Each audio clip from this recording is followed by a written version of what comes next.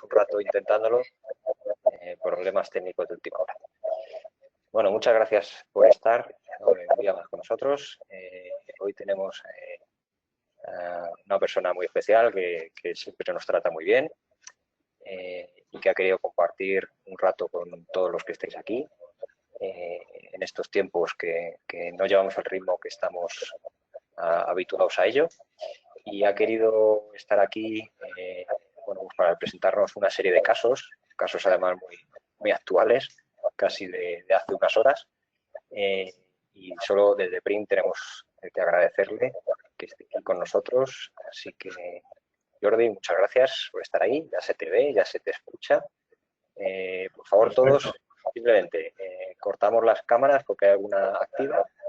El gran Nacho tiene su cámara activa.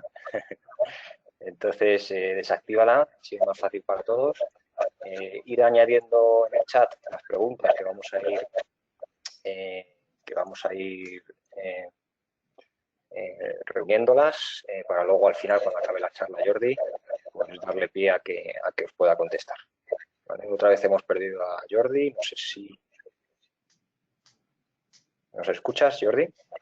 Yo, escucharte sí que os escucho. Vale, perfecto. Pero no, la cámara se ha desactivado. Roberto, la cámara se ha... Roberto, actívale la cámara. A ver, si puedo.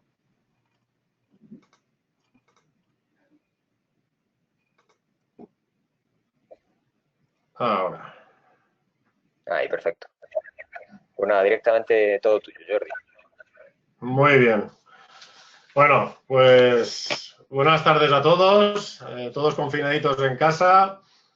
Y bueno, vamos a dar un poquito de chicha un poco esta tarde y comentar vamos a ver unos cuantos casos clínicos y algunas experiencias personales.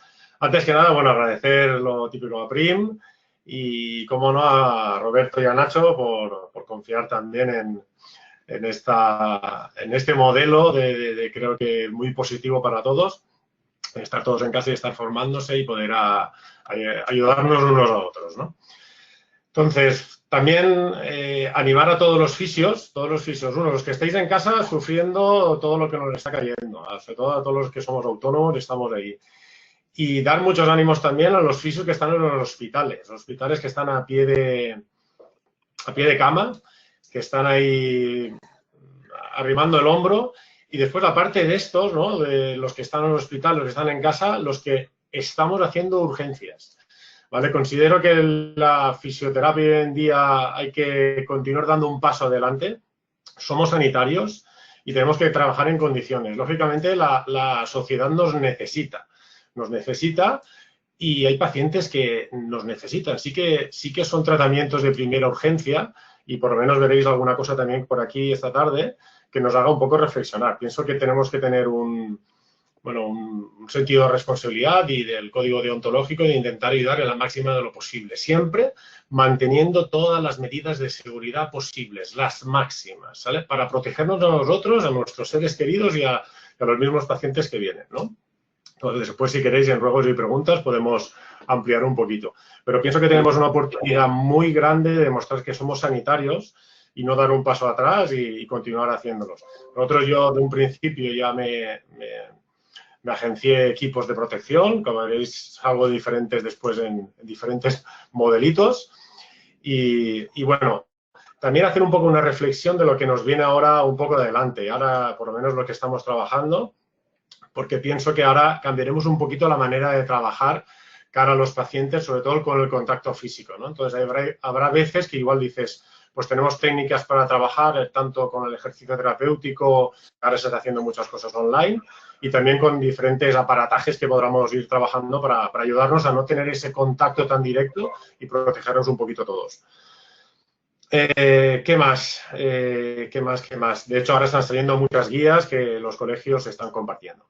Y bueno, aquí estáis viendo un poco en la pantalla qué es lo que vamos a hacer. Vamos a ver un poco un repaso de toda la musculatura isquiosural o isquiotibial, como queremos llamarle, y una lesión del aductor mayor que es un poco, creo que bastante desconocido, o por lo menos a mí nunca me lo habían explicado.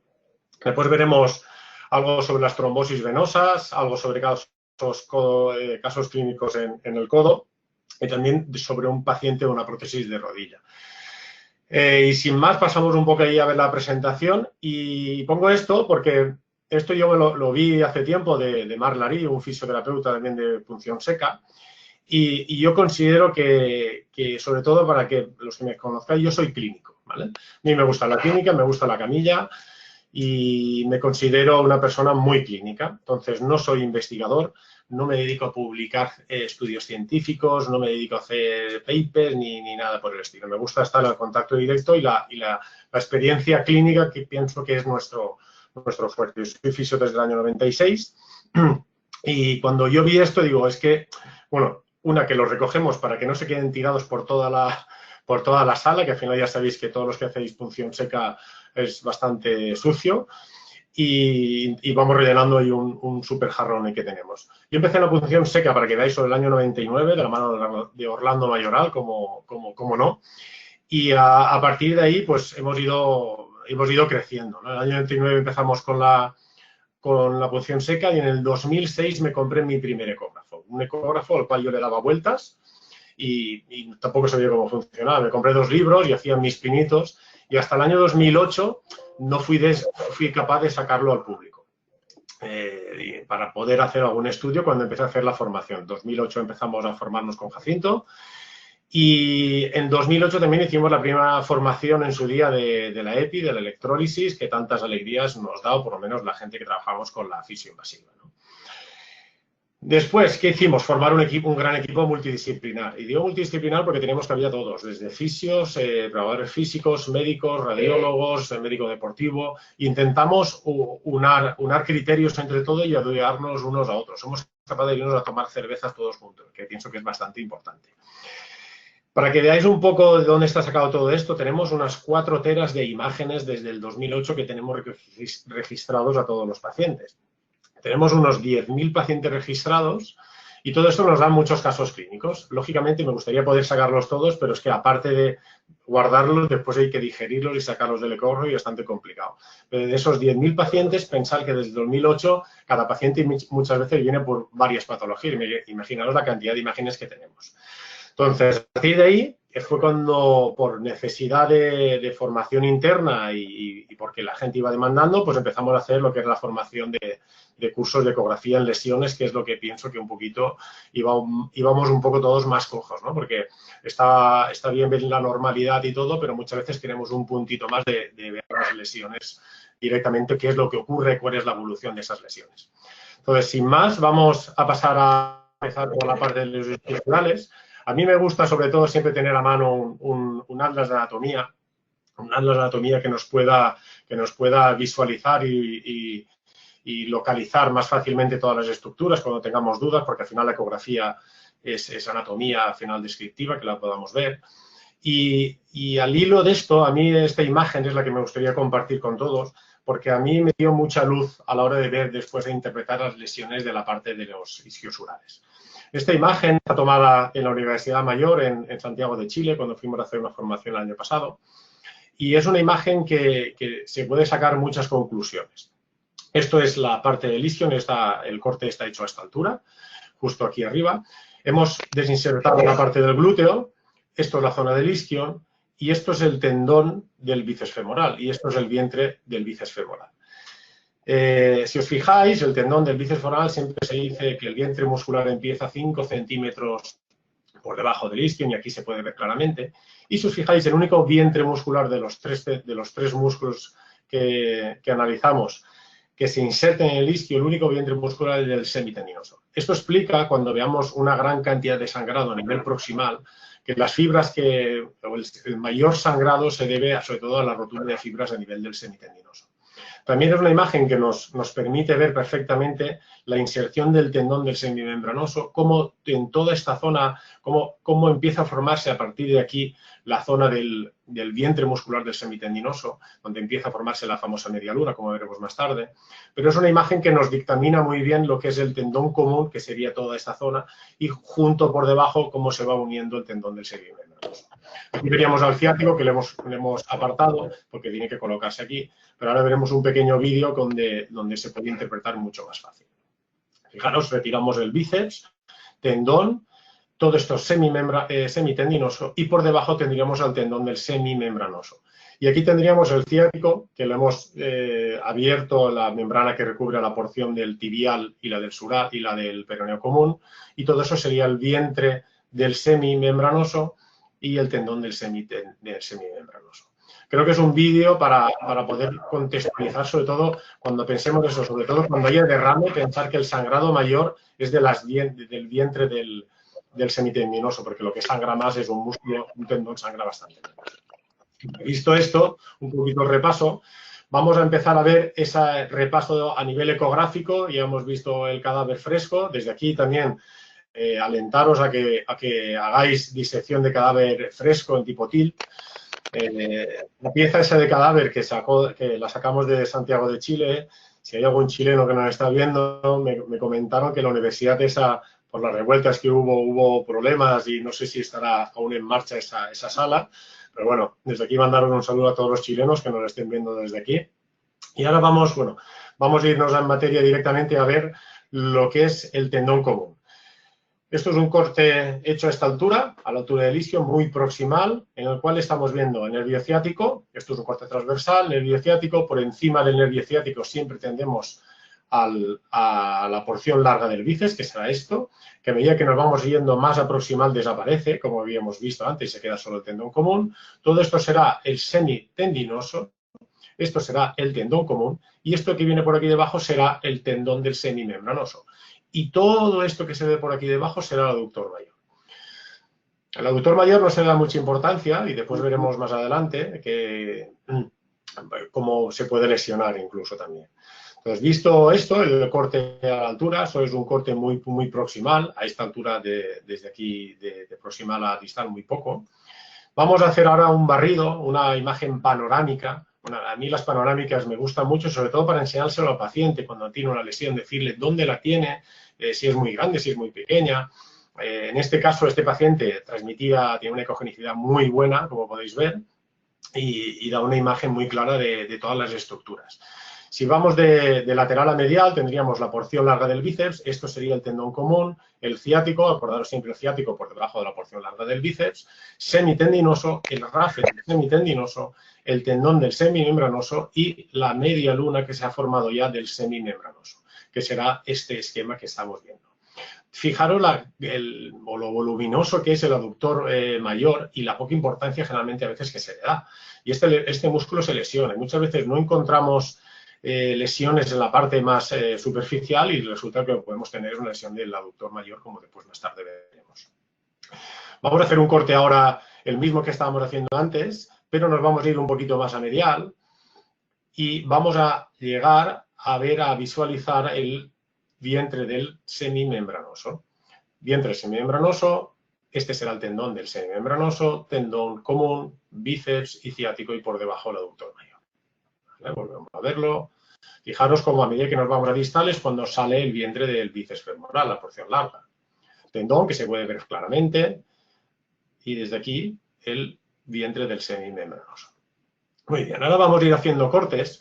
Esto es un corte ahora para que nos situemos. Estábamos viendo la pierna izquierda, vamos ahora a la pierna derecha. Y lo que vamos a hacer es un barrido lo mismo de lateral a medial. Fijaros ahora esta vez tengo a la parte mía derecha, tengo el bíceps semitendinoso, el rafe, siempre acordaros que el rafe, justo por debajo del rafe tendremos al tendón del semimembranoso y la media luna del semimembranoso, justo por debajo lo voluminoso que es el aductor mayor. ¿Vale? Muy bien, y ahora vamos a ir haciendo pequeños cortes de proximal a distal para ir dando un poco viendo las elipses que nos vamos encontrando a su paso. Tendremos a nivel proximal, fijaros, esto tan pequeñito es el vientre muscular de la porción larga del bíceps. Todo esto de aquí va a ser glúteo, que lo podemos ir cortando, aún tendrá que llegar hasta esta parte más distal. Todo esto será semitendinoso, el rafe no se ve porque estamos muy proximal, y aquí el tendón, que a medida que nos vayamos viendo proximal, se va a juntar al tendón común. Aquí sale la media luna del semimembranoso y justo por debajo tenemos todo el aductor mayor. Fijaros la diferencia que hay y lo voluminoso que es, insisto en ello. Nos vamos un poquito a un corte más distal. Tendremos el vientre muscular del bíceps que se ha hecho más grande, nos sale ya el rafe justo por encima del tendón del semimembranoso, media luna del semimembranoso y por debajo el aductor. Y si nos vamos más a distal, lo mismo, un poquito más voluminoso y vamos haciendo diferentes cortes. Nos vamos esta vez ya un poco más a medial en la pierna. ¿Qué encontraremos? Ya nos ha salido ahora que nos está saliendo la porción corta del bíceps femoral. Porción larga, porción corta, ciático. Fijaros siempre que el ciático va por debajo de la porción larga. Aquí encontraremos una especie de tendón central que cursa muchas veces con muchas lesiones alrededor del tendón, que viene formado del tendón común. Aquí tendríamos el vientre del semitendinoso que se está formando aquí el tendón en su interior, y todo esto mucho más voluminoso a medida que nos vamos haciendo distal es el vientre del semimembranoso, y de aquí se formará el tendón del semimembranoso. Si continuamos un poquito más a distal, lo mismo, se va a hacer más grande el vientre de la porción corta del bíceps, el vientre de la porción larga se hace más pequeño, siempre por encima del ciático. Tendremos el semitendinoso que se ha hecho más pequeño, continuamos viendo en el tendón, y todo esto de aquí será el semimembranoso, y justo por debajo, aductor mayor y paquete vascular. Nos vamos a más de distal y lo mismo. Y en estas imágenes también es digno de ver que estamos viendo el recto interno y el sartorio. Lo estamos metiendo todo en una imagen panorámica. Fijaros que encontrarse pacientes con esta ecogenicidad es bastante difícil. Y una vez que estamos, pues es muy ilustrativo poder estudiarlo así. Hacemos un barrido de proximal a distal. Muy bien. Y visto ya que hemos visto cómo se visualiza también el aductor mayor, y recordar un poquito la inserción en la rama inferior del pubis, justo en todo ese borde del isquio, es donde se va a insertar. Y cuando encontremos lesiones, la vamos a encontrar justo por debajo del semitendinoso y por del semimembranoso, como veremos más adelante. Entonces, justo esa es la inserción y habrá que buscar muchas veces la inserción proximal para ver la lesión. Esta es una imagen que nos llegó de un paciente que corre por montaña, se va a hacer 3 horas y media por montaña y en la última media hora nota una especie de calambre en la parte posterior del muslo, no nota pinchazo, el aductor no rompe de pinchazo, por lo menos los casos que hemos encontrado nosotros nunca lo ha remitido así el paciente, y nota una especie de rampa que le permite volver a casa corriendo sin alargar zancada y que después tenía dolor, como la típica rotura de un isquiotibial al agacharse, dolor en la parte tensional detrás. Cuando vino el primer día, le hacemos esta imagen y en este caso ya que hemos visto cómo se analizaba, esto sería porción larga del bíceps, esto es semitendinoso, ciático, rafe del semitendinoso, aquí tendríamos al tendón del semimembranoso y esto es el vientre del semimembranoso. De primeras pensamos que era una rotura del tendón del semimembranoso, un engrosamiento, una lesión miotendinosa. Pero a medida que iban pasando los días, el segundo día ya empezaba a precipitar mucho más todo el derrame y se pudo ver mucho más fácilmente dónde llegaba, incluso dónde llegaba hasta la zona del isquio, como veremos ahora más adelante. Fijaros, esto es un vídeo de toda la rotura. Vamos a ir parándolo, a ver si esto me permite quitarlo. A ver, aquí. Vamos a empezar de aquí. Fijaros, todo esto es semitendinoso. Esto es el tendón del semimembranoso y la rotura viene por la parte más profunda. Ahí. Aquí vemos el tendón perfectamente y la rotura está en la parte posterior más profunda. Después se va a ir el derrame cuando vayamos a aproximar justo a la zona del isquio. Estamos bajando, vemos toda la zona del derrame, está fuera total del tendón del semimembranoso. A medida que nos vamos yendo más a proximal, vamos subiendo, nos vamos más al interior, el tendón ya se está juntando al tendón común y vemos toda la zona donde hubo un edema hasta la inserción del isquio. Por eso es importante jugarme aquí con la anisotropía para poder ver el derrame. Y fijaros, a medida que voy subiendo, el tendón del semimembranoso se junta al tendón común, estamos ya muy proximal, vientre muy pequeño del semitendinoso, y el edema que llega hasta la inserción del isquio. Pienso que es un caso para hacernos reflexionar porque no todos son roturas del semitendinoso, semimembranoso y del bíceps. Y nos tiene que hacer que pensar. ¿Vale? Espero que os haya gustado esto y vamos a avanzar un poquito más adelante. Lesiones que podemos encontrar más aquí. Esto sería un poco un compendio de todas las lesiones para lo que veis, que es lo que hacemos nosotros en nuestra formación de lesiones. Ampliamos todas estas lesiones, localizaciones y casos para que se pueda interpretar. Pero es una imagen también que permite poder localizarlas todas. Y la lesión a nivel proximal, cuando estamos a esta altura, ¿qué podemos encontrar? Lesiones a la altura del tendón común. ¿Qué lesiones podemos encontrar más? Lesiones de la avulsión del tendón del semimembranoso, donde veríamos una zona hipoecoica alrededor, porque lo que ha habido es una avulsión, un arrancamiento de la zona de inserción del isquio. ¿Qué lesiones más proximales podemos encontrar cuando estamos muy arriba? Las lesiones miofasciales, en la pequeña media luna, ese desgarro miofascial, también muy proximal. No estamos hablando de las insercionales, estamos llamando de las proximales. Si nos vamos un poquito más a distal, encontraremos las lesiones también del tendón común, que pueden ir desde muy proximales hasta casi tercio medio, donde estamos en la porción larga del bíceps.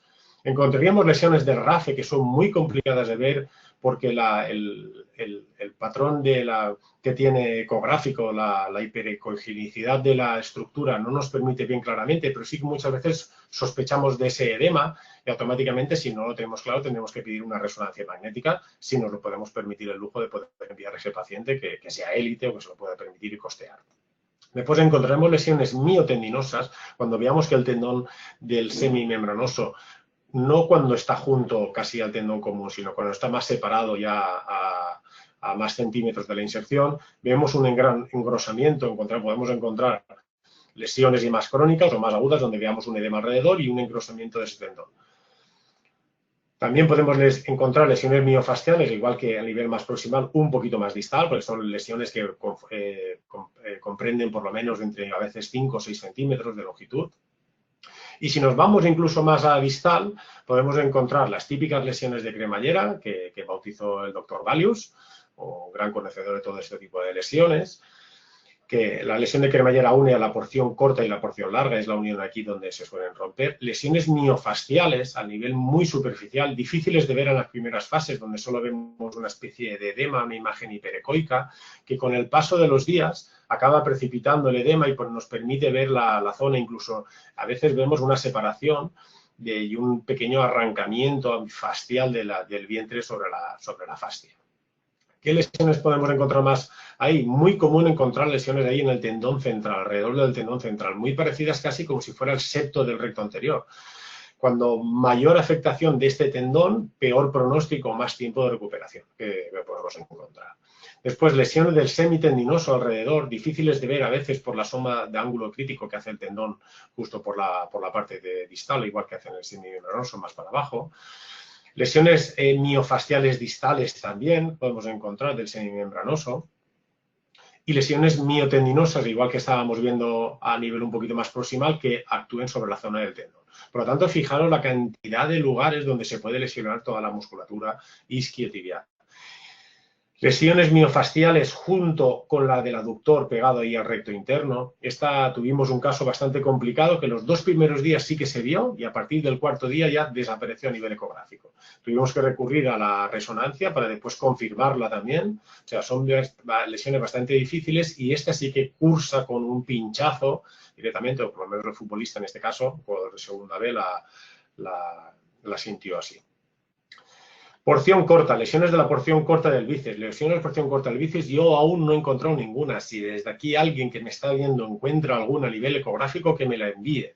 Nosotros no tenemos la suerte de poder enviar a todos los pacientes a resonancia para que se le pueda realizar, pero sí que es una lesión que a mí siempre me tiene ahí en vilo si existen o no. La zona de la cremallera, los edemas que vienen por esta zona son bastante fáciles de ver, pero en la zona media, pura y dura, lesión muscular de la porción corta, yo hasta ahora no he encontrado ninguna.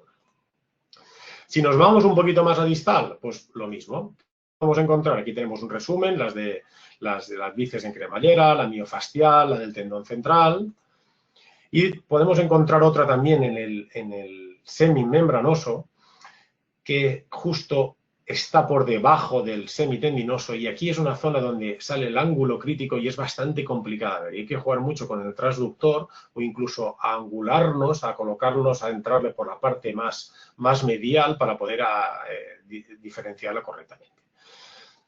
Si queréis saber más de estas cosas, pues hombre, ya sabéis muchos los que estáis muy puestos ya en lesiones musculares. Este libro pienso que puede ser ahora el mejor relato y compendio de todas las lesiones del libro de Valius, Pedret y Iriarte, el cual desde aquí recomiendo, y todas las formaciones también que realizan porque tiene unas imágenes muy ilustrativas, pero pienso que hay que darle, nosotros la formación la hacemos con un enfoque muy fisioterápico, sobre todo para saber después el enfoque a la hora de hacer el tratamiento, temas invasivos y demás, cómo poder analizarlo correctamente.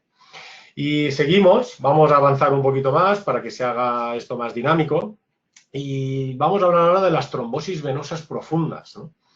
Y pienso que ahora está un poquito esto pienso que nos viene al hilo de lo que está pasando, lo que nos puede empezar a llenar las clínicas también de pacientes de este tipo, con todo lo que nos está cayendo, ¿no? La trombosis venosa profunda, si analizamos un poquito qué lo que es, y fijaros, aquí es la imagen donde se forma un trombo dentro de la vena. Existen diferentes causas predisponentes, que una podría ser la edad avanzada, que es bastante común, que puedan producir trombos, la intervención de cirugía mayor, todo lo que son operaciones de prótesis de rodilla, prótesis de cadera, operaciones en miembro superior de hombro, clavículas rotas, todo eso, nosotros la verdad es que encontramos bastantes en clínica e intentamos solucionar lo antes posible derivándolos a urgencias. Pacientes con movilizaciones prolongadas, ¿no? Esto lo podemos achacar a gente que está enferma, está en casa, pero es que ahora estamos todos en casa y hay que hacer ejercicio. Antes lo hablaba con Roberto, ¿no? El rodillo, ¿no? A todos nos gusta hacer un poquito de ejercicio y mantenernos activos, pero es que hay mucha gente que no hace ejercicio en casa. Y eso va a ser una de las grandes consultas que vamos a tener a partir de ahora cuando la gente vuelva un poco a la normalidad, incluso ahora estando en casa todos quietecitos. Enfermedades cardíacas también pueden cursar con trombosis, enfermedades inflamatorias del intestino, infecciones también podría ser, bueno, está aquí reflejado, embarazo, como veremos más tarde, neoplasias, cánceres, tabaquismo, anticonceptivos orales, y después hay otro factor también que deberíamos saber todos y conocerlo, que es el factor de Leiden, es congénito, es un gen, y de hecho a mí me pilló de primeras porque mi madre tuvo una fractura de cadera y hizo una trombosis. Hizo una trombosis de la vena femoral y le hicieron el estudio, sí que tenía el factor de Leiden y mi hermano y yo nos hicimos el factor y nosotros no tenemos ese gen, pero sí que habrá que tenerlo en cuenta porque personas que tengan este gen, pues en estados de inmovilización o a la hora de volar, pues posiblemente haya que hacer una terapia de anticoagulación, ¿no? Pues que al menos que tengamos esos conocimientos. Pero todo esto es las causas que vienen hasta ahora, pero es que a partir de ahora ha salido esto, el bicho. Ha salido el bicho y ahora empiezan a ver por las redes sociales, me imagino que habrá que analizar a ver cuál es la información real y cuál es la que no, hasta que no pase tiempo creo que no sabremos diferenciar cuál es la información que es correcta y la otra que no es correcta, pero empieza a ver que el COVID predispone a que sea una serie de trombosis venosas y arteriales. Entonces, yo no sé si era por esto o no, pero nosotros en estas 2 últimas semanas hemos tenido 4 casos de trombosis en la clínica. Entonces, no tienen que ver porque no eran afectados por el COVID, pero empieza a haber un diálogo en redes sociales de que sí que empieza a anticoagularse a los pacientes que tienen el COVID o que pueden hacer trombosis, incluso hay por ahí, no sé si es bulo o no, de que lo que no tienen son neumonías, sino que tienen pequeños trombos a nivel del pulmón.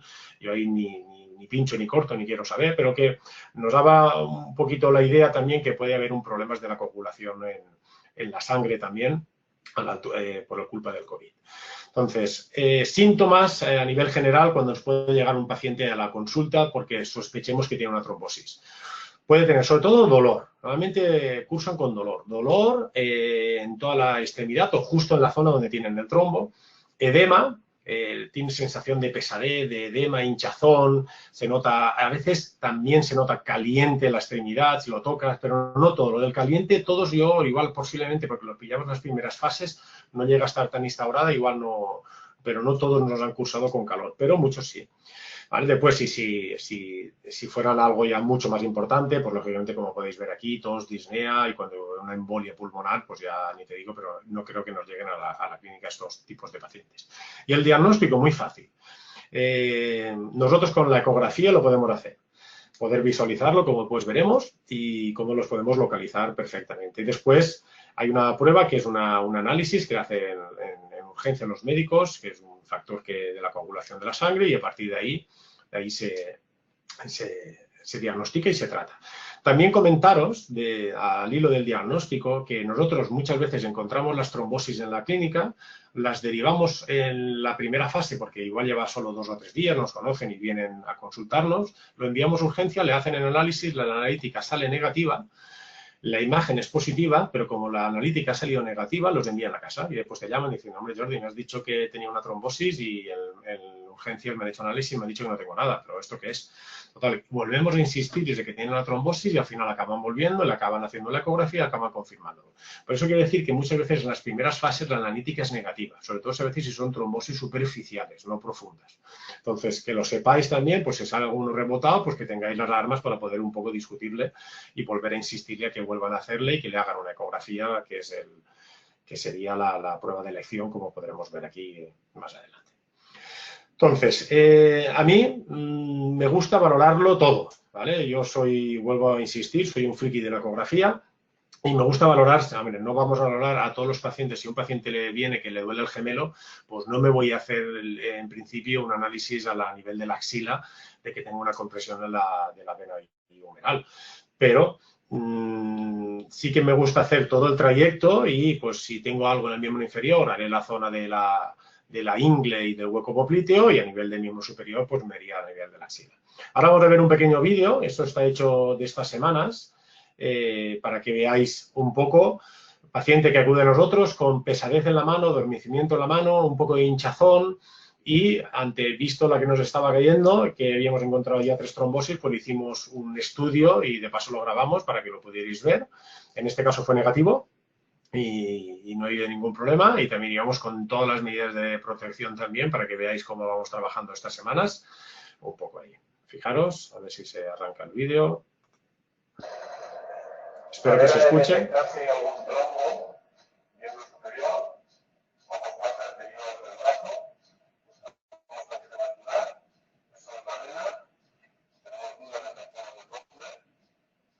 Yo muchas veces no hace falta ni poner el Doppler para poder verlo, pero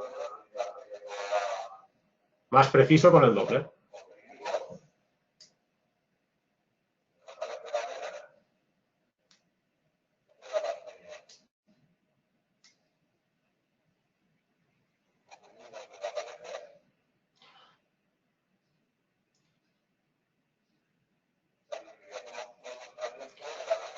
Hacemos todo un barrido, porque muchas veces hemos encontrado trombos a nivel más distal, casi a la altura del codo.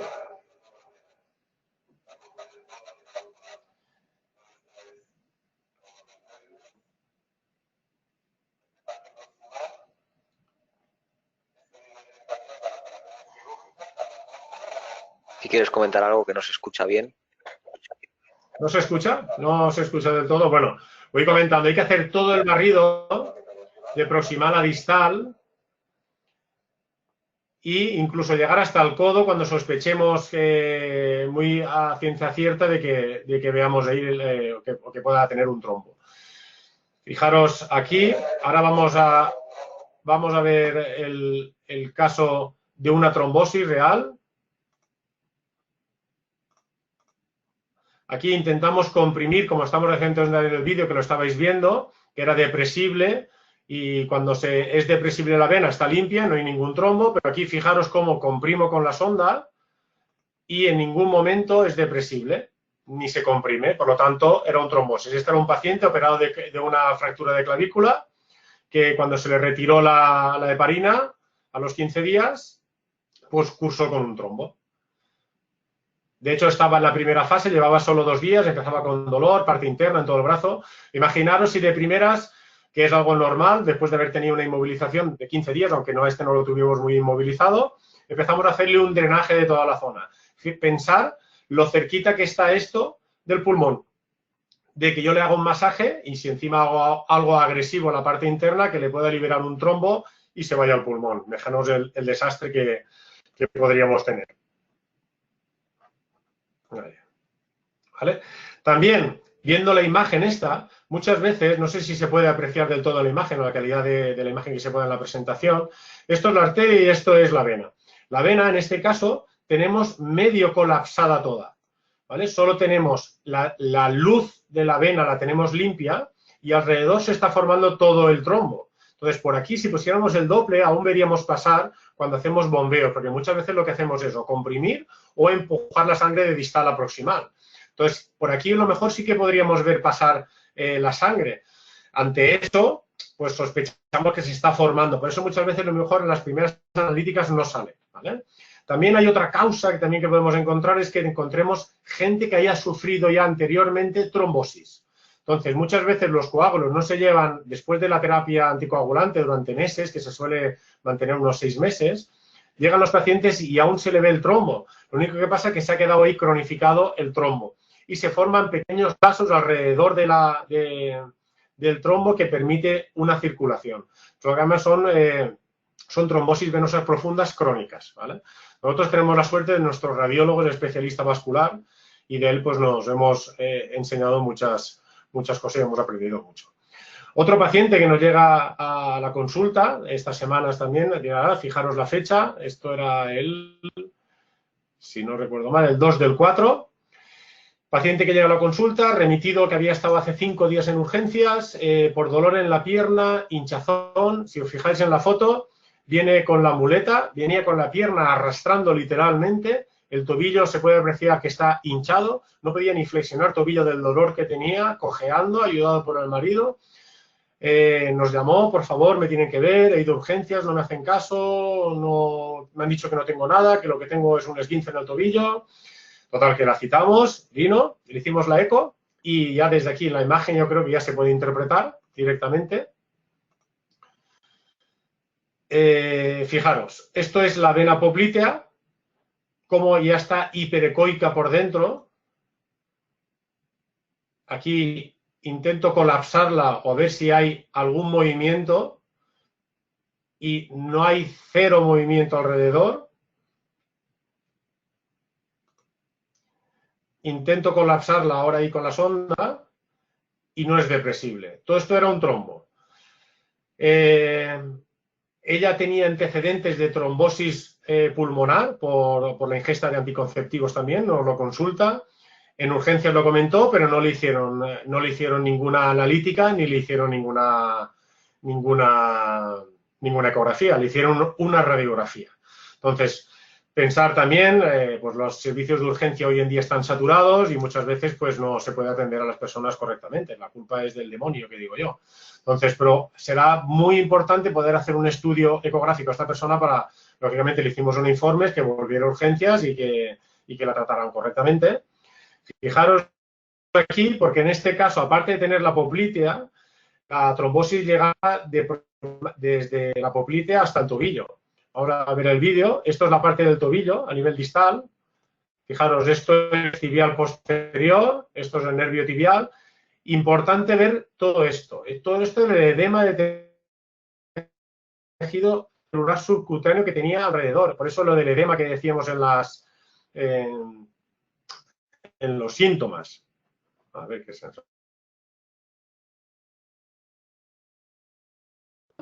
Nos metemos en la zona del sóleo, el tendón del sóleo. Fijaros aquí comprimiendo y tengo la vena bien colapsada, que intento colapsarla y no es depresible, por lo tanto sospecho que tenga un trombo. No hace falta ni ponerle el Doppler, porque ahí no va a pasar nada, no voy a ver ningún movimiento por debajo de la sonda.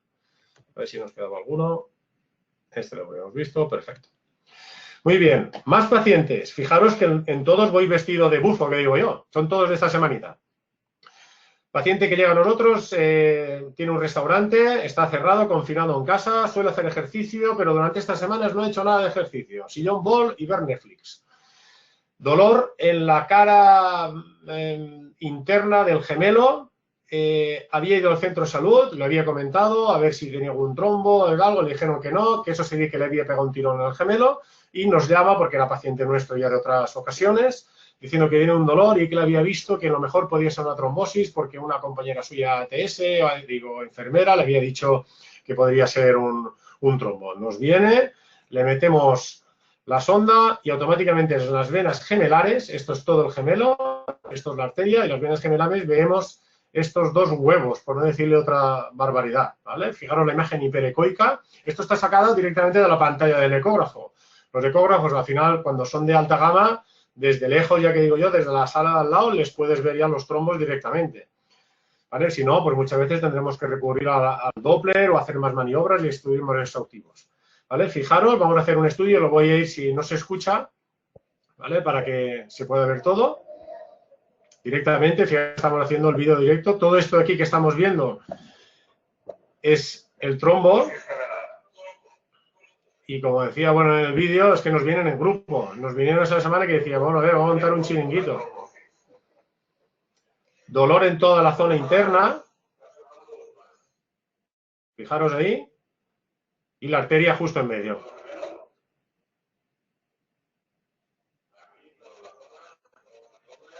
Si colocamos el Doppler, vamos viendo ahí el pulso de la arteria, pero alrededor no vemos ningún movimiento a nivel de la vena.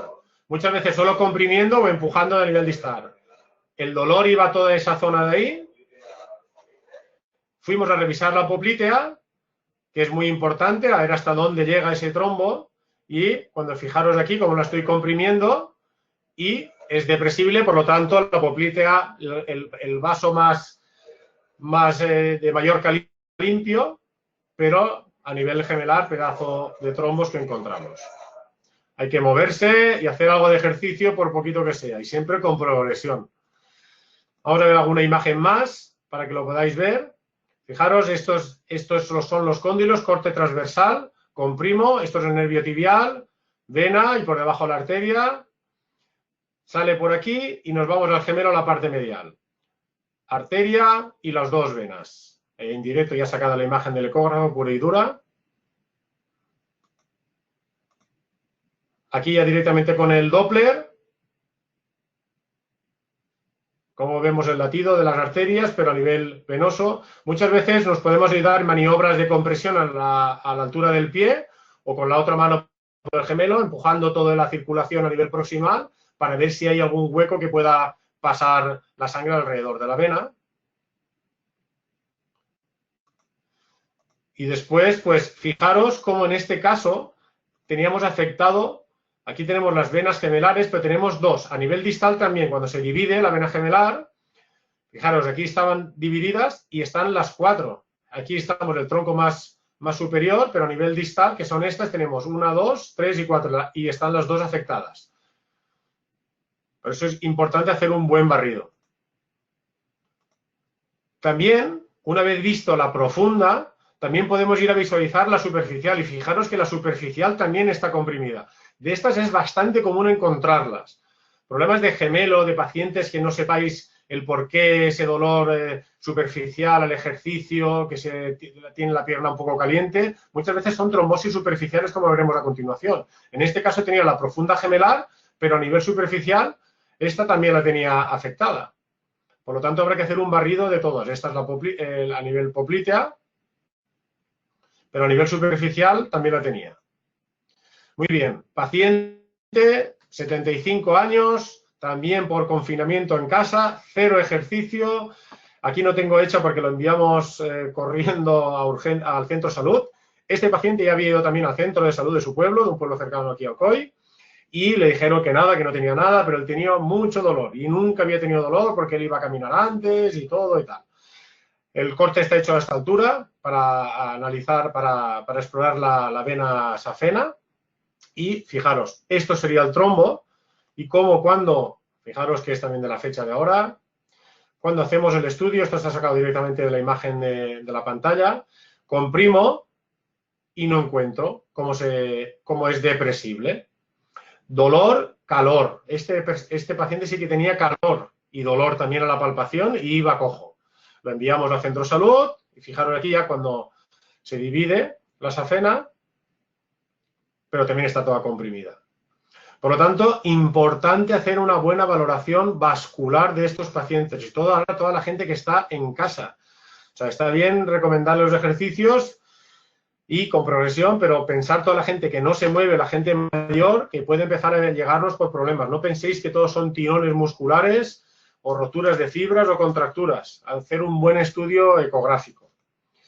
Muy bien, pasamos ahora un poco de tercio. Vamos ahora al codo, a la articulación del codo, a ver algún caso clínico. Y bueno, a mí me gusta hacer todo, vamos a hacer un poco un repaso a todo lo que nos podemos encontrar en la zona del epicóndilo. El epicóndilo es de los lugares donde más patología podemos encontrar a la altura del cóndilo, del codo.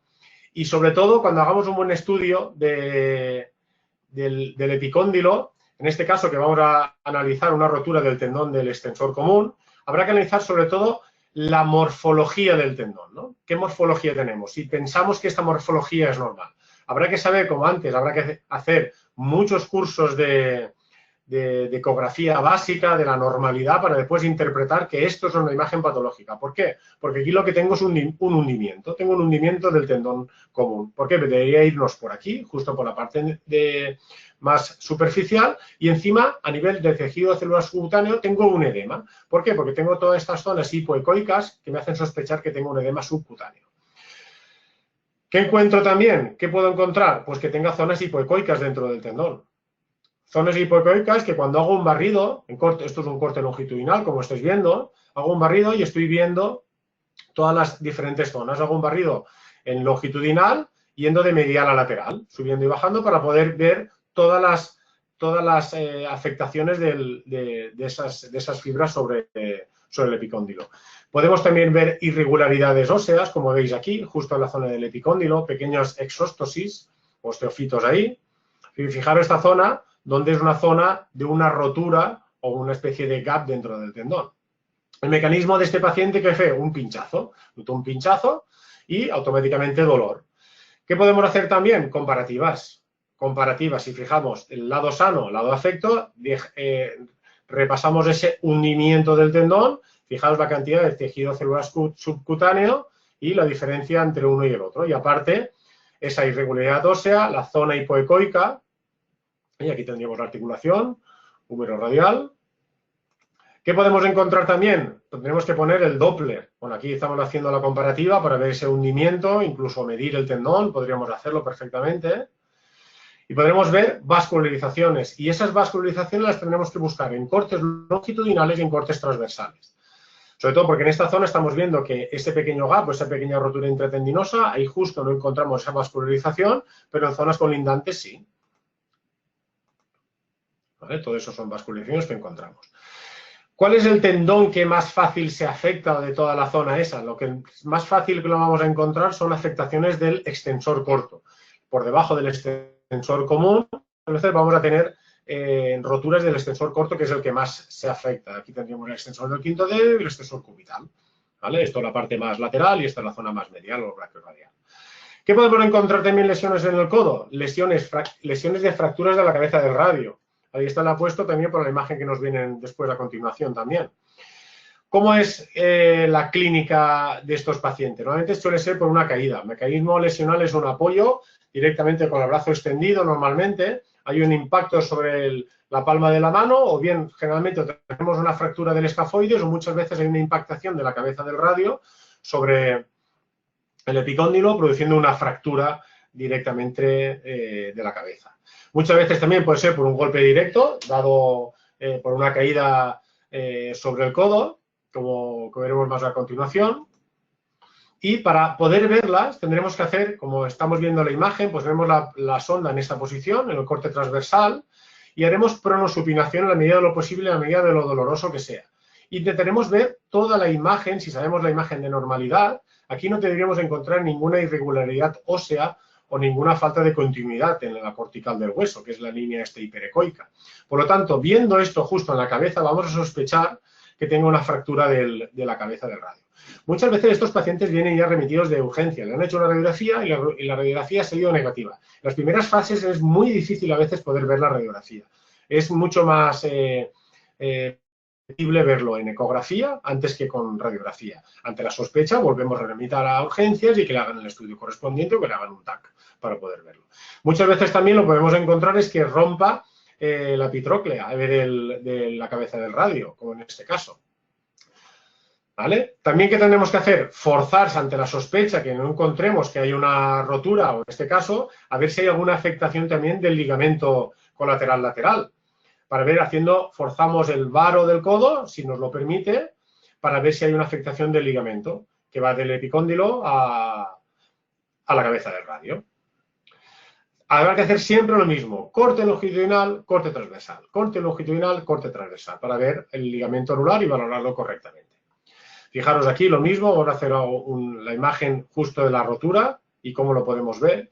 Y muchas veces cuando veamos esa rotura, que vemos la cortical, que hay una solución de continuidad, si nos vamos a hacer un corte a la altura del codo, a la parte medial, justo en la zona, muchas veces esa rotura va acompañada de un sangrado.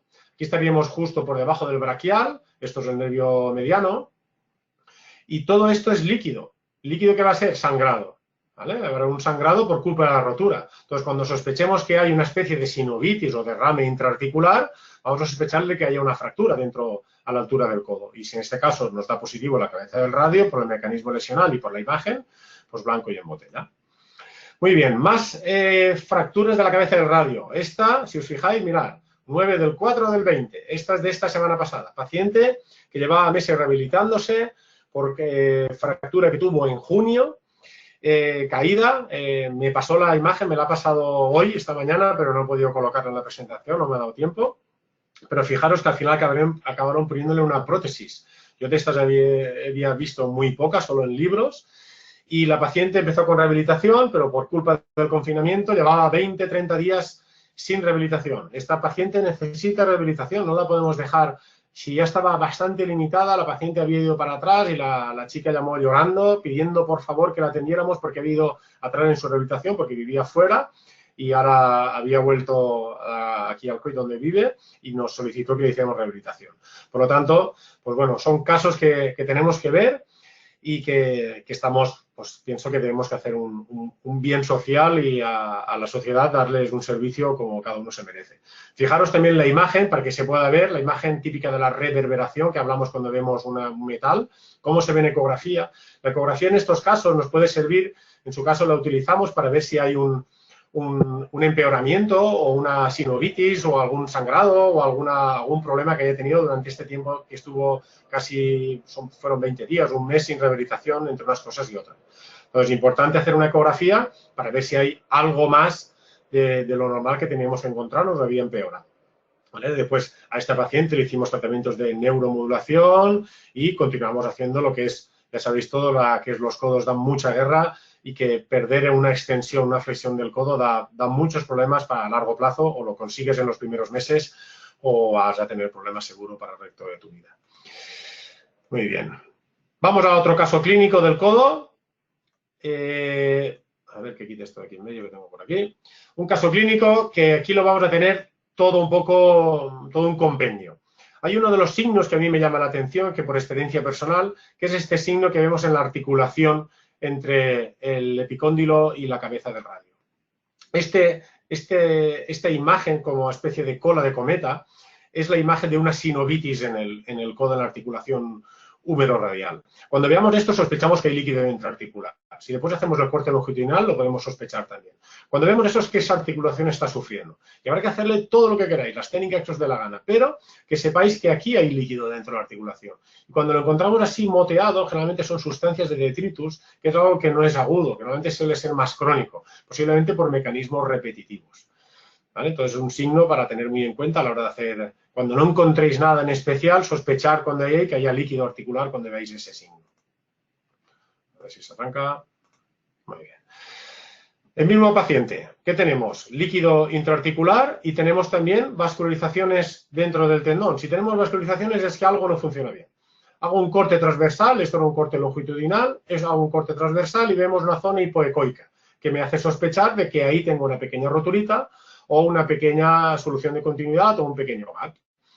Le hago una elastografía también, que la elastografía, pese a que también es muy operador dependiente, nos da la información de la zona hipoecoica, nos coincide con la zona de la estimne más blanda del tejido. Por lo tanto, tendré ya más información donde poder aplicar nuestros tratamientos. En el corte transversal también, corte longitudinal, el corte transversal nos coincide la zona hipoecoica con la zona de mayor debilidad del tendón.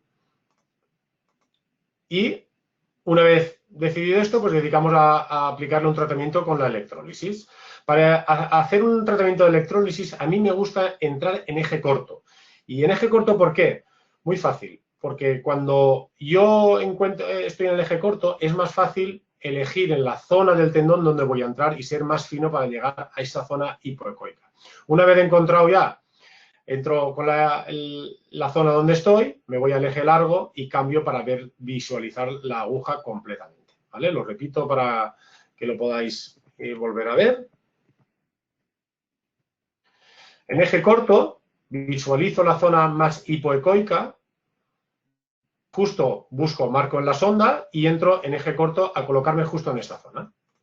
Entro con la aguja ahí y una vez localizado para saber que estoy en el eje transversal en el sitio adecuado, ya cambio a eje largo y entonces ya visualizo que estoy en la zona hipoecoica y así soy mucho más preciso. Intento hacer toda la zona hiperecoica con el gas rellenando toda esa zona, ¿vale? Y estoy el tiempo que sea necesario para intentar rellenar.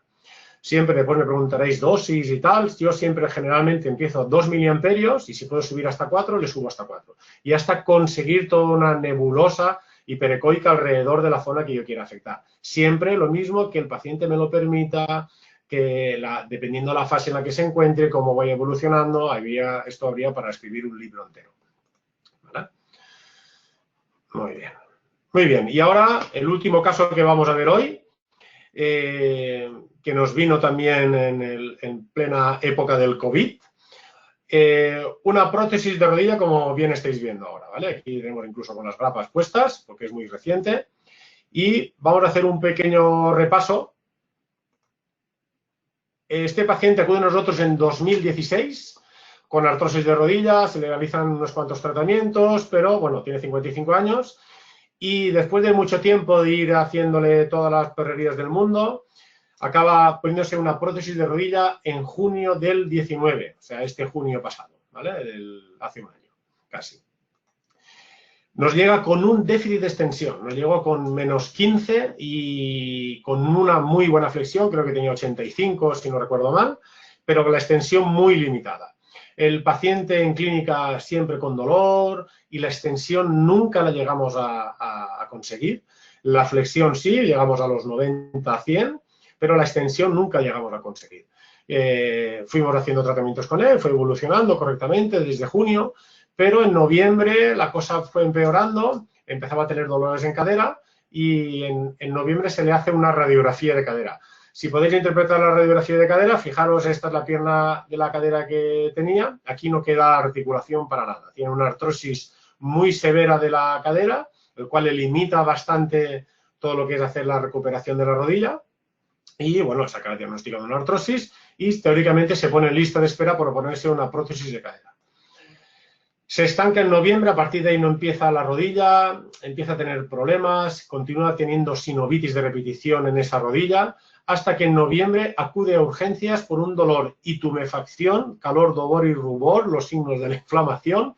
Acude a urgencias porque lo tenía muy caliente. Lo ingresan, le hacen una analítica y le sacan que tiene una infección en la rodilla. Infección en la rodilla, el cual incluso estando ingresado, se le abren los puntos y empieza a salir pus de la rodilla. Le retiran a los 3 días la prótesis y lo dejan encamado 3 meses. Hace una úlcera por presión a nivel glúteo y le dejan la pierna rígida y hace una rigidez de partes blandas. Y fijaros la fecha en la que le han operado. 11 del 3 del 20, 4 días antes del famoso bicho. El bicho fue el 14 de marzo, cuando hicieron el estado de alarma, pues él lo operaron el 11. Nosotros hemos mantenido siempre unos servicios mínimos con los pacientes quirúrgicos que estábamos viendo. Nos llamó, por favor, verme, porque el médico me ha dicho que tengo que empezar la rehabilitación y el hospital está cerrado y no se puede hacer.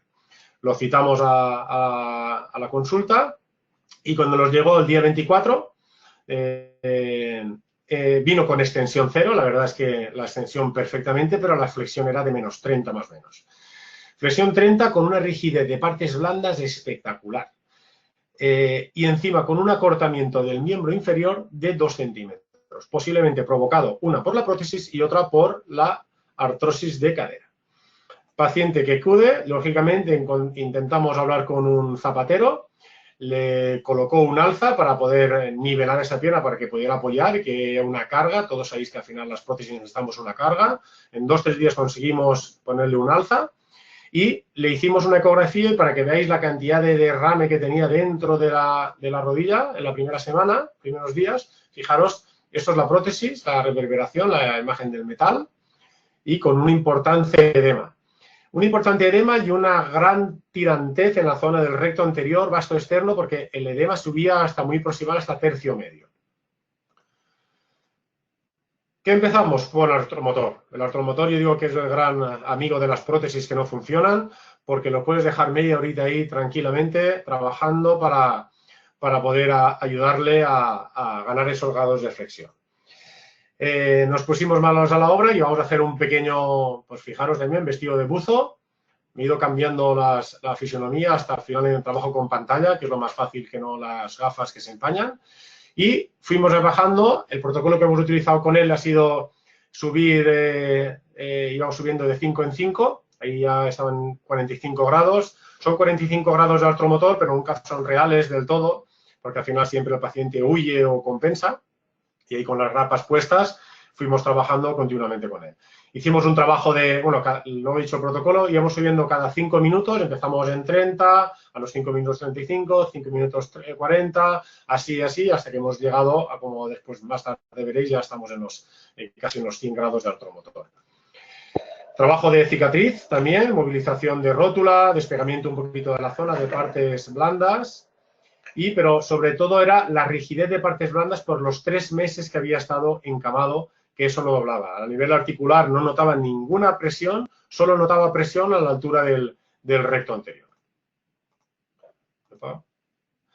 Tecnología, alta tecnología de casas de la NASA. Yo pienso que esto es lo que más alegría nos da con los pacientes. No todos son aparatos ultra técnicos, pero son ejercicios que nos pueden venir muy bien. Aún conseguimos comprarle un patinete para que se lo pusiera en casa. Sobre todo el gran problema de esta persona ha sido que no le hemos podido hacer una rehabilitación correcta por la artrosis tan grande de la cadera, ¿no? Pero bueno, ejercicios muy sencillitos para poder ayudarle. Y después también utilizamos también la tecarterapia para poder drenarle toda la zona. De hecho, la verdad, pienso, ha mejorado una barbaridad a nivel de todo el edema que tenía ahí desde la rodilla hasta el tercio medio del cuádriceps y nos ha permitido ir ganando flexibilidad día a día. Otra cosa también que nos hemos basado mucho ha sido con este aparatito, el Zimmer, que muchos ya conoceréis, la Enfield Pro. Gracias a esto hemos seguido trabajando con frecuencias, para trabajar, para descontracturar la musculatura. Trabajamos a trenes de 5 hercios y lo hemos ido trabajando bien una vez cuando teníamos la pierna ya en un estado de tensión, manteniéndola la tensión, y a frecuencias desde 1, 5, 10 hercios ir trabajando para conseguir relajar toda la musculatura. Al mismo tiempo le hemos ido trabajando también en dinámico, al borde de la camilla, y la verdad es que el antes y el después de trabajarlo con la dichosa maquinita ha sido un gran acierto, sobre todo porque en él no podemos hacer mucho más trabajo por la limitación tan grande de la prótesis de cadera que tiene. Pero bueno, un arma muy útil para poder, en este caso, descontracturar toda la zona del recto anterior para poder hacer un buen trabajo. Fijaros ya, esto es de anteayer, ya hemos conseguido 90 grados, se empezó el día 24, hoy es día 15, en tiempo récord lo hemos trabajado y ahora por lo menos ya es más persona y nos permite. Nos permite ya la deambulación correcta. También deciros que esta manera yo creo que es la más fácil, la de la pantalla, y si tenéis pantallas que sean abiertas por arriba para que no se empañen. Un consejito. Y después, pues bueno, trabajo para mí primordial de la neuromodulación. La neuromodulación en estos casos pienso que nos ayuda mucho porque hemos hecho un trabajo continuo en la zona del nervio femoral para activar y reclutar todas las fibras del recto anterior en la medida de lo posible. Y hemos estado trabajando también en el nervio obturador para los problemas de cadera también, poder ir aliviándole un poco el dolor a nivel de cadera. ¿Vale? Entonces, pues con esto y un bizcocho, nada más que daros las gracias por estar ahí escuchando la paliza que os he soltado Y bueno, para la gente que me pregunta, como diría Paco Umbral, voy a hablar un poquito de mi libro. Para la gente que me ha ido preguntando durante este confinamiento qué pasa con el viaje este año de Runners por Etiopía, que para los que no lo sepáis es un proyecto solidario que hacemos para lo que vamos a Etiopía a formar a los fisios etíopes. Este año lo hemos dejado en stand-by porque en Etiopía también las cosas están cerradas. Bueno, el país nos tiene cerrado la entrada a los españoles, una porque no hay vuelos, la primera, y la otra que no es el momento de ir allá porque posiblemente nosotros tengamos más problemas.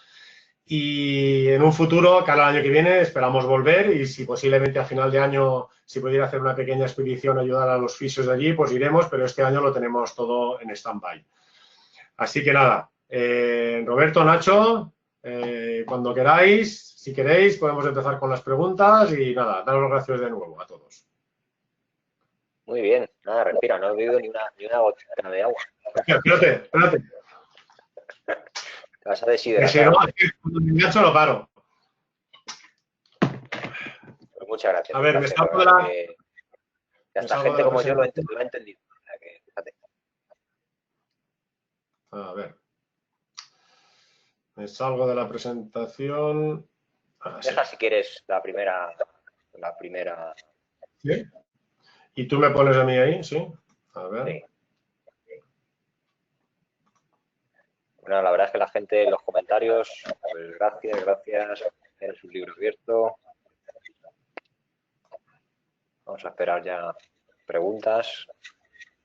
Pero bueno, que entonces yo, bueno, no os veo entonces, dejo la presentación ahí puesta, ¿no? Sí, pero ahora mismo se ve tu escritorio. Uy, pues espérate.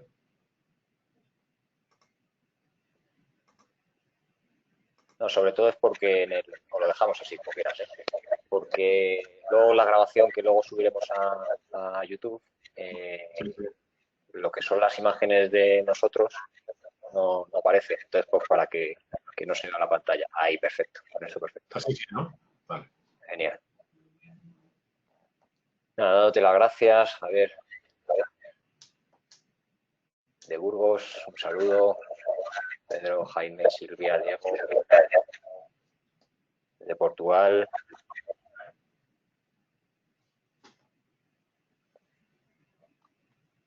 Vamos a esperar. Preguntan sobre algún libro que pueda recomendar. Vale, ¿voy contestando? Sí, sí. Sí, pues bueno, libros ya os he dejado caer el último que ha sacado que hace muy poquito, hace un mes o un mes y algo, que sacó Valius y compañía, que es todo de lesiones y es una maravilla. Es un libro que recomiendo, que yo creo que todo fisioterapeuta que trabaje en clínica con lesiones debe de tener en su biblioteca. De Valius también había otro de lesiones deportivas más antiguo, pero yo creo que este es el compendio de todo. Después, si no, incluso puedo poner algún libro más de ecografía básica para la gente que empieza y tal, pero a nivel de lesiones yo pienso que con ese es todo, es digamos el libro gordo de Petete. Vale. Bueno, Nacho desde Cádiz nos dice que si encuentra una foto que tenía de una rotura de una porción corta del bíceps, que te la mandará. Perfecto. Perfecto, de maravilla, porque es que hay muy pocas. Mira que he ido preguntando en los diferentes cursos que hemos hecho por toda España, pero no he podido conseguir. Y sobre todo, el después incluso poder corroborarlo con alguna reso. Eso sería perfecto. Y acordaros siempre que cuando tengamos sospechas, la ecografía no lo es todo. La ecografía nos da mucha información, pero, por ejemplo, haciendo una pequeña reflexión, solo el 30% de las lesiones de sóleo se ven en ecografía. Por lo tanto, yo pienso que el sóleo a nivel de fisio, mucho está sobrediagnosticado, ¿no? O sea, hay que recurrir muchas veces a la resonancia porque no es suficiente con un ecógrafo y depende la calidad del ecógrafo y sobre todo la ecogenicidad del paciente, ¿no? Vale, pues te comento, por aquí tenemos algunas. Antonio Naranjo nos pregunta o te pregunta ¿cuántos grados piensas que es funcional en una prótesis de rodilla? ¿En cuánto tiempo nos interesa ganarlo? Y algún truquito para que los que no tenemos artromotor para mejorar la flexión.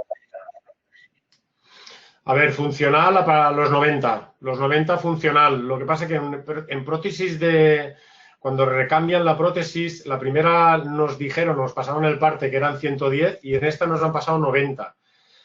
Hay que intentar lo máximo que puedas y sobre todo en las primeras fases. O sea, si el primer día puede llegar ya, de hecho en los hospitales muchas veces los que ponen el artromotor los ponen el primer día a movilizarlo. El problema de las prótesis es que es las partes blandas, a nivel articular no queda nada ahí. Entonces, o las movilizas lo antes posible y antes que hubiéramos podido coger al chico este.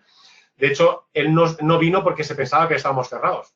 Y cuando vio por ahí que le habían comentado que estaba bien, vino enseguida. Pero si antes lo hubiéramos cogido, mejor. La verdad es que ha evolucionado muy bien, pero sobre todo porque el artromotor, y pienso con lo más novedoso con el Zimmer, ¿no? Ahí puesto ahí para poder descargar. De hecho, se lo hemos puesto ahí muchas veces largo tiempo, hasta 15 minutos, para poder ir haciéndolo. El trabajo activo es lo principal, es que lo pueda mover él. En el caso de él, por la cadera no podíamos hacer. Pero si le pides movilidad activa, el típico trabajo de contracción, relajación, consigues ganarlo. Y la extensión, sobre todo, es lo que tienes que ganar en los primeros 15 días. O le ganas la extensión en los primeros 15 días o a partir de ahí te va a costar mucho, mucho, mucho. Muy importante también, si puedes, estimular el femoral de las primeras fases. En todos los problemas de rodilla, mi experiencia es que la mitad de la gente que no activa bien el cuádriceps o se queda con una atrofia importante del cuádriceps, pero incluso con un menisco, es porque el mismo manguito cuando hacen la operación comprime el nervio y hace una pequeña lesión nerviosa a nivel del nervio femoral, haciendo que no reclute las fibras correctamente.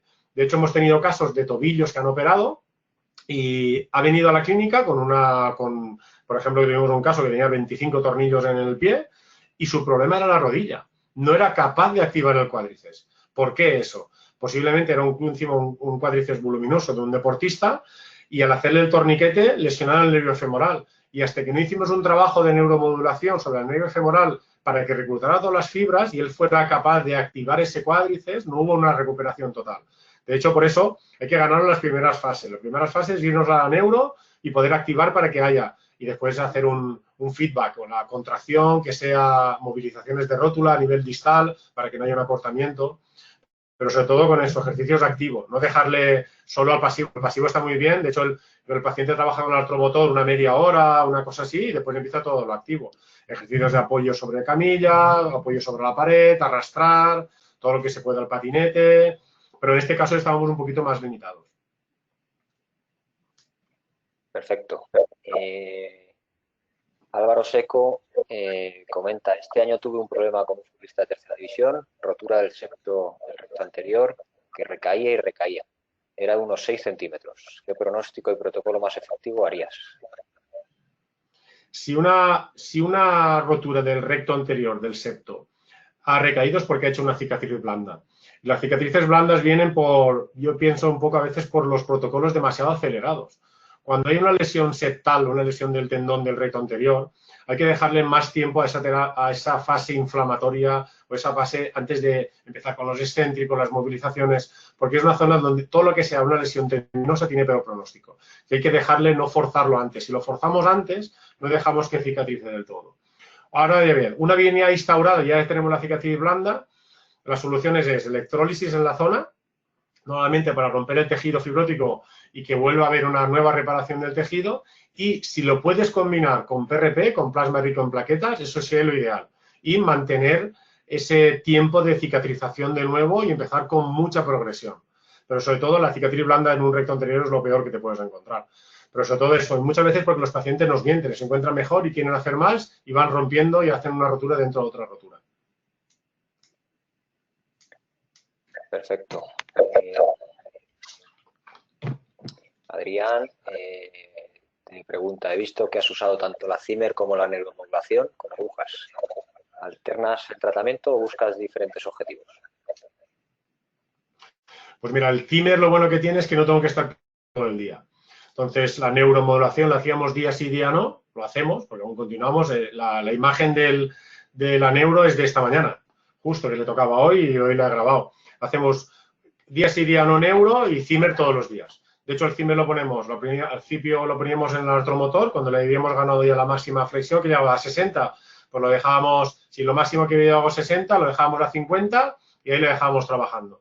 Después, si no, cuando ya el artromotor ya no ya lo dejamos con la pierna colgando y antes de trabajarle manual lo dejamos puesto ahí. El Zimmer lo bueno que nos permite es hacer una neuromodulación sin agujas y no estar agrediendo al paciente continuamente. Entonces es mucho más agradable. De hecho, cuando te ve entrar con el Zimmer se pone contento, cuando deja la aguja y dice, uff, pero bueno, ya sabe que le va bien y entonces ya lo aceptan perfectamente. Y como siempre, ecoguiado siempre. Cualquier técnica invasiva, insisto en el ecoguiar.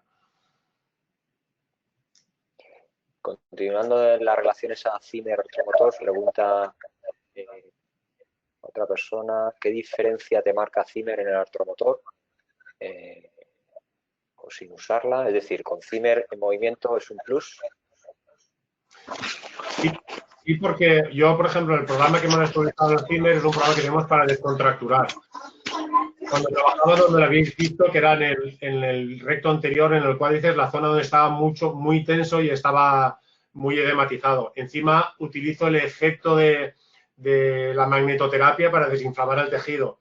¿Qué pasa? Lo trabajamos ahí, pero después me voy con la pala a nivel proximal a la salida del nervio femoral y ahí sí que le meto un programa de neuromodulación general para que trabaje la activación de todo el cuádriceps.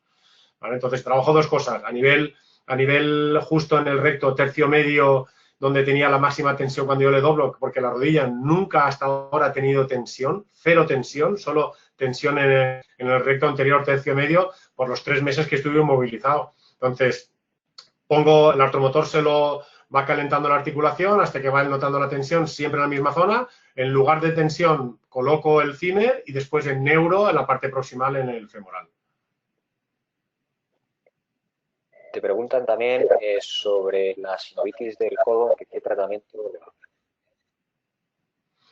Vale, a nivel de sinovitis, si solo lo que tengo es una sinovitis pura y dura, me puedo permitir, si soy hábil con la aguja, meterme justo en la articulación y hacer una pequeña electrólisis para intentar desionizar el líquido y que se pueda reabsorber. Pero sobre todo también trabajamos mucho, eso es cuando son muy voluminosas, pero mucho la terapia manual.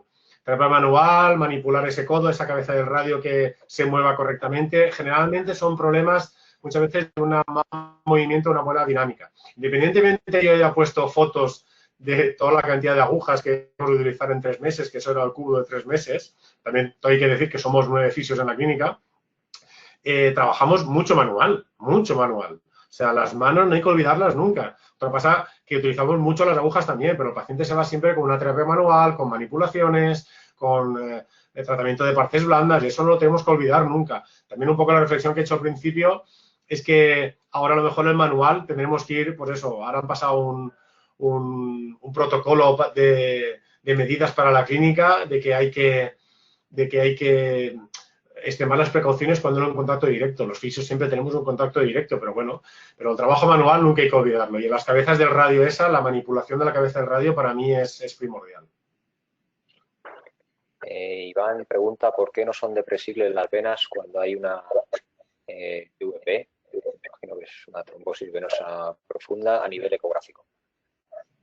No son depresibles porque están llenas de sangre coagulada dentro. Entonces, la vena es muy depresible, como ya sabéis, la diferencia entre una vena y una arteria. La arteria tiene una capa más muscular, más dura, y a la compresión cuesta más. Una arteria la puedes comprimir, pero bueno, estás cerrándole el flujo de sangre a un miembro o a una zona.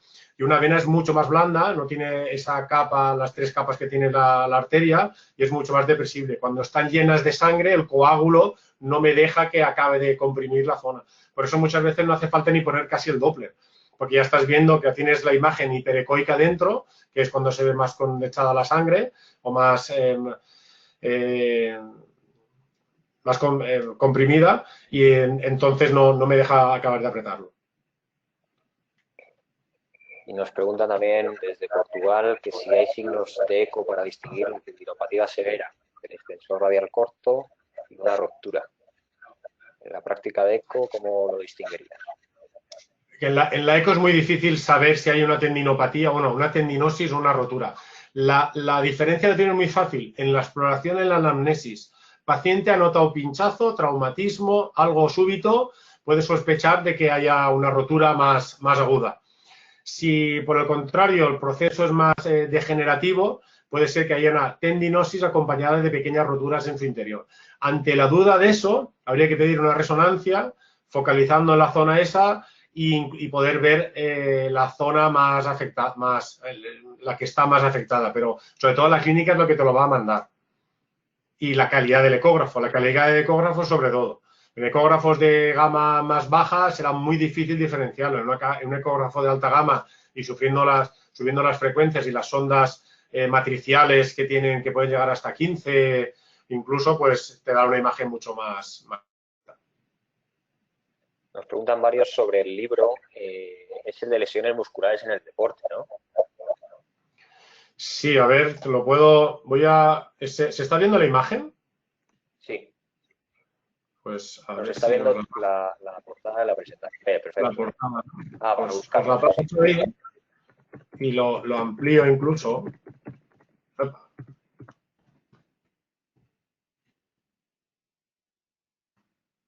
ver, espérate. Pues la busco.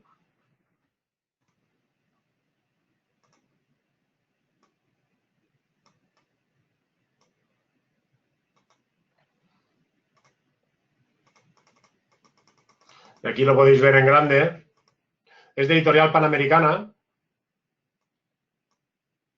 De hecho, ahora creo que en esta época de confinamiento, creo que se pueden acceder directamente a los libros y tal. ¿La veis, no? ¿Se ve? ¿Roberto? Sí, Sí, ¿no? perfecto. Vale. Vale, nos comenta también Miguel que ha tenido hoy un caso en la clínica de trombo, en la poplilla. ¿Cuánto tiempo puede pasar antes de recuperar la funcionalidad venosa? Pues pueden pasar meses, ¿eh? Meses y, como he dicho, se puede cronificar incluso. Generalmente la terapia anticoagulada lo dejan unos 6 meses, una cosa así. Lo dejan unos 6 meses. A ver, ¿qué pasa aquí? No sé qué pasa. ¿Se ha quedado colgado? Se ha quedado colgado el ordenador. Lo dejan en unos 6 meses y se hace otro estudio ecográfico. A los 3 meses se repite normalmente y a los 6 meses se le hace otra. Pero va destapando muy poco a poco. De hecho, nosotros hemos hecho estudios a la gente durante 15 días, a los 2 meses y incluso a los 3 meses aún continúa viéndose colapsada.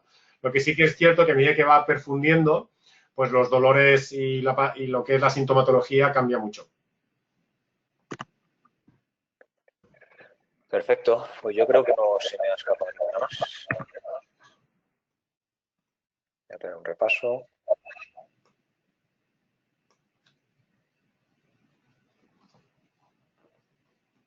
Yo creo que no. Pues nada, Jordi. De nuevo, muy bien. Mil gracias. Pues gracias a vosotros por dar la plataforma para compartir conocimientos, que hoy en día creo que es lo que tenemos que hacer todos. Muy bien, señor.